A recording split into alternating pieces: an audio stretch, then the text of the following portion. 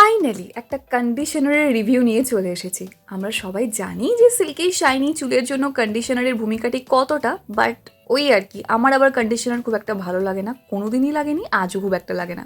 কন্ডিশনারের fan আমি ঠিক নই। তার কিছু বেসিক কারণ আছে। ফার্স্ট অফ অল, আমার হেয়ার অ্যান্ড স্ক্যাল্প দুটোই ভীষণ পরিমাণে অয়েলি, তাই অতিরিক্ত বেশি হাইড্রেশন বলো বা ময়শ্চারাইজেশন আমার লাগে না। একটু তেল মেখে শ্যাম্পু করে নিলে একদম সুন্দর হয়ে যায়, বা ডিআইওয়াই একটু শ্যাম্পু বানিয়ে ইউজ করে নিলে একদম পারফেক্ট থাকে, কোনো প্রবলেম হয় না। সেকেন্ড হচ্ছে, অ্যাকচুয়ালি কন্ডিশনারের মধ্যে এত বাজে বাজে কেমিক্যাল থাকে যেটা অ্যাকচুয়ালি না আমাদের চুলকে লাল করে দেয়, একদম চুলের কালারটাই অন্যরকম হয়ে যায়। আর সিল্কি তো হয় ঠিকই, কারণ সিল্কি হওয়ার জন্যই ওই স্পেশাল ইনগ্রিডিয়েন্টগুলো থাকে, কিন্তু তা ওই আর কি। যাই হোক, চলো দেখে নিই।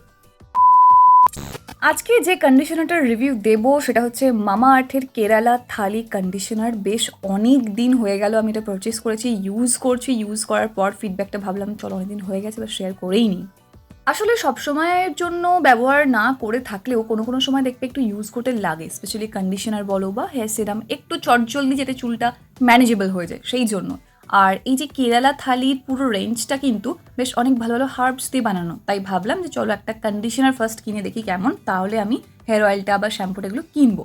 যাই হোক, তো এটা পুরো দেখো লেখাই আছে যে with hibiscus and 11 other herbs, but শুধু 11 আদার হার্বসই নেই, এর সাথে কিন্তু কেমিক্যালও আছে। এটা যে 100% ন্যাচারাল সেটা কিন্তু নয়, কেমিক্যালও এর মধ্যে আছে।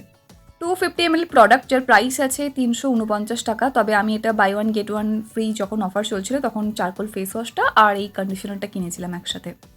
আর এমনিতেও এর উপর খুব ভালো মানের ডিসকাউন্ট তোমরা পেয়েই যাবে। এটার লিঙ্ক ভিডিও ডেসক্রিপশন বক্সে দেওয়া আছে, তোমরা চাইলে পারচেস করতে পারো, বাট সবার আগে ভিডিওটা দেখো, যদি মনে হয় তোমার প্রয়োজন তবেই পারচেস করো।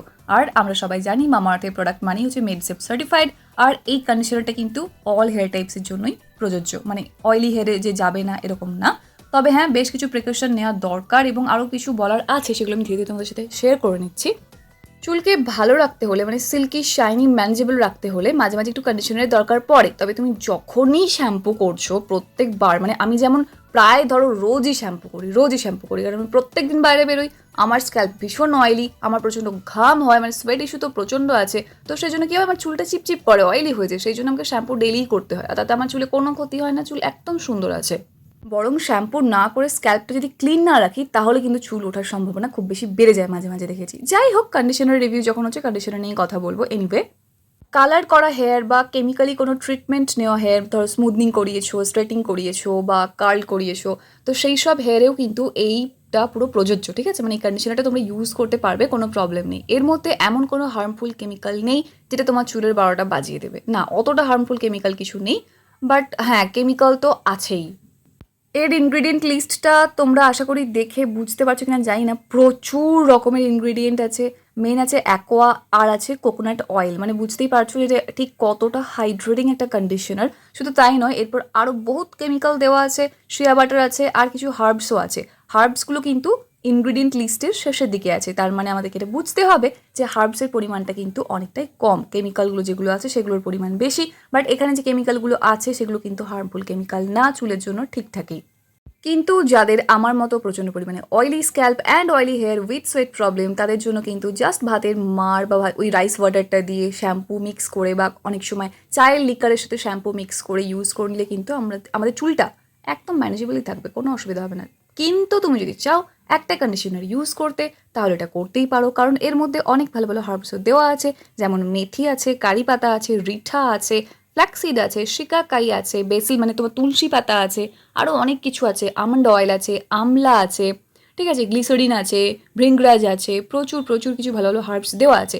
কিন্তু আমাদেরকে এটা মাথায় রাখতে হবে যে এই হার্বসগুলো আমি কোথায় ইউজ করছি, চুলের লেন্থে, তাই না? চুলের গোড়ায় তো নয়। তাই এটা ইউজ করে, মানে এই হার্বগুলো ইউজ করলে যে তোমার চুল, মানে এটা যেটা দাবি করছে, প্যাকেজিংয়ের উপর লেখা আছে for thick and long hair, তোমার হেয়ারটা কিন্তু থিক হবেও না, লংও হবে না, কারণ এটা তোমার চুলের গোড়ায় যাচ্ছে না, চুলের লেন্থে লাগাচ্ছ না। কারণ আমরা সবাই জানি যে কন্ডিশনার চুলের গোড়ায় একদমই অ্যাপ্লাই করতে নেই, কারণ চুলের গোড়ায় তুমি যদি এটা অ্যাপ্লাই করো, চুল বিভৎস পরিমাণে উঠতে থাকবে, চুল গজানোর পরিবর্তে দেখবে চুল যে কটা আছে সে কটাও পড়ে যাচ্ছে। তাই সবসময় এটা মাথায় রাখতে হবে যে কন্ডিশনার আমরা চুলের লেন্থেই ইউজ করব। আর এই হার্বসগুলো যেহেতু আমাদের চুলের গোড়ায় যাচ্ছে না, তাই চুল পড়া বন্ধ করা বা এইসব ভুলভাল কিছু কিন্তু কাজ হবে না। তোমরা যদি সেটা মনে করে এটা পারচেস করো যে চুলটা আমার ঠিক হয়ে যাবে, লং হয়ে যাবে, না সরি, এই কন্ডিশনারটা দিয়ে কিন্তু এগুলো হবে না। মানে কি বলতো, প্রোডাক্ট ইউজ করলে না আমাদের বুঝে ইউজ করতে হবে, মানে একটু লজিক্যালি ভাবতে হবে, না হলে ইললজিক্যাল এক্সপেকটেশন নিয়ে প্রোডাক্ট কিনলে সেই প্রোডাক্টটা খারাপই লাগবে। কারণ এটা দেখো, চুলকে সিল্কি করার জন্য তো আমরা কন্ডিশনার ইউজ করি, তাই না? চুলটা যাতে ম্যানেজেবল থাকে, সফট থাকে, শাইনি থাকে, সেটা কিন্তু এইটা করছে, মানে এই কন্ডিশনারটা কিন্তু বেশ ভালোই করছে। বাট হ্যাঁ, পরিমাণে কিন্তু কম নেবে, কারণ এই যে আমার যেমন অয়েলি হেয়ার না, তাই আমার কিন্তু খুব পরিমাণে কম লাগে। যাদের এক্সেসিভ ড্রাই হেয়ার, একদম ড্যামেজ হয়ে গেছে, ভীষণ পরিমাণে স্প্লিটেন্সের সমস্যা আছে, তোমরা একটু পরিমাণে বেশি নিয়ে ইউজ করতেই পারো, কোনো ব্যাপার না। জাস্ট শ্যাম্পু করে নেবে, শ্যাম্পু করে নেওয়ার পর ওই ভিজে চুলেই শুধুমাত্র লেন্থের পোর্শনটায় ভালো করে অ্যাপ্লাই করে নেবে। অ্যাপ্লাই করে নিয়ে রেখে দেবে মাত্র 5 মিনিটেরও কম, জাস্ট 2-3 মিনিট রেখে দেবে। আমি ততক্ষণ আমরা রাখি না, যাই হোক, অ্যাপ্লাই করে 2-3 মিনিট রেখে জাস্ট নর্মাল জল দিয়ে ওয়াশ করে নেবে। এরপর আর শ্যাম্পু করার কোনো দরকার নেই, কারণ অনেকেই আমি বলতে শুনেছি যে কন্ডিশনার ইউজ করে, মানে আগে শ্যাম্পু তারপর কন্ডিশনার আবার শ্যাম্পু, এটার কোনো মানে হয় না। স্পেশালি যারা একটু হোমমেড, মানে একটু বাড়িতে স্পাটা করতে চাও, বাড়িতেই পার্লার যেতে না চাও, তাদের জন্য আমি আগে অনেক ভিডিও দিয়েছি যে আগে কন্ডিশনার, তারপর শ্যাম্পু করতে পারো, তারপর কন্ডিশনার করতে পারো, ঠিক আছে, মানে কন্ডিশনিং করতে পারো, সেটা একটা স্টেপ হয়। বাট কন্ডিশনারটাকে তোলার জন্য শ্যাম্পু, এটা কোনো স্টেপ না, সেটা মাথায় রাখতে হবে। আর এটার টেক্সচারটা তোমরা আশা করি দেখে বুঝতেই পারছো, একদম ঠিক ক্রিমের মতো, জাস্ট নর্মাল কন্ডিশনার যেরকম হয় ঠিক সেরকমই, খুব একটা পাতলা কিন্তু না, বেশ ভালোই ঠিক একদম। যেহেতু এর মধ্যে কোকোনাট অয়েলের পরিমাণটা অনেক বেশি আছে, তাই এটা কিন্তু বেশ ভালোই চিপচিপে। সেই জন্য না, এটা পরিমাণে কম ইউজ করবে তারাই যাদের খুব বেশি করে অয়েলি হেয়ার। ওকে, এবার সবসময় শ্যাম্পু করেই যে এটাকে ইউজ করতে হবে তার কিন্তু কোনো মানে নেই। বাট যদি চাও কখনো কখনো আমাদের প্রয়োজন হয়, তো তখন এই কন্ডিশনারটা ইউজ করতে পারো। ডেলি বেসিসে শ্যাম্পুর পর কন্ডিশনার ইউজ করাটা ঠিক না, মানে সেটা তুমি যে কন্ডিশনার ইউজ করো না কেন। হ্যাঁ, সেটা যদি হোমমেড হয়, ফ্ল্যাক্সিড জেল ওইসব দিয়ে তাহলে করতে পারো। বাট মার্কেট থেকে কিনে কন্ডিশনার রেগুলার বেসিসে ইউজ একদমই কিন্তু ঠিক না বলে অ্যাটলিস্ট আমার তো তাই মনে হয়। তবে হ্যাঁ, কন্ডিশনারটা বেশ ভালোই, খুব একটা খারাপ কিন্তু নয়। এবার ধরো আমরা দেখেছি, মানে আমি তো নিজে ইউজ করেছি, ডাভ কন্ডিশনারও ইউজ করেছি, ট্রেসেমিও করেছি। আরে আমি তো তোমাদেরই মতো, এটা তো ভাবতে হবে না, ওই টুকটাক একটু ইউজ করেই থাকে, এটা কোনো ব্যাপার না। যাই হোক, ওইগুলো না ঠিক যেমন প্রচণ্ড সিল্কি করে দেয়, একদম জাস্ট কয়েক সেকেন্ডের মধ্যে ভীষণ বাউন্স এনে দেয়, শাইন এনে দেয়, কারণ ওতে কেমিক্যালটা আরও ভরে ভরে আছে, সেজন্যই এফেক্টটা আসে। কিন্তু এই মামাআর্থের এই কন্ডিশনারটায় কিন্তু অতটাও এফেক্টটা আসে না। বাট হ্যাঁ, সিল্কি চুল তোমার করবে, চুলে তোমার শাইন একটা আসবে।